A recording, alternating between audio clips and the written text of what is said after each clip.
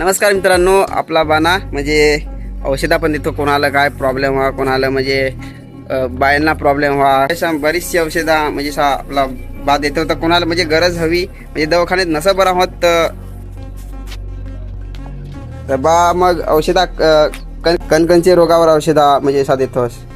ते औषध म्हणजे असं आहे, काही बाई माणसाची एखादा मासिक पाळी नसलेली आहे त्याला मग द्यायचा होतं. पोर नसला मासिक पाळी निवडून परत पोराचं औषध द्यायचं आहे, त्या पण समजायचं होतं. आणि अजून कोणता रोग आला, माणसावर आला, एखादा कोणावर आला, हा कोरोना रोगाचा, त्याचा पण औषध देतो.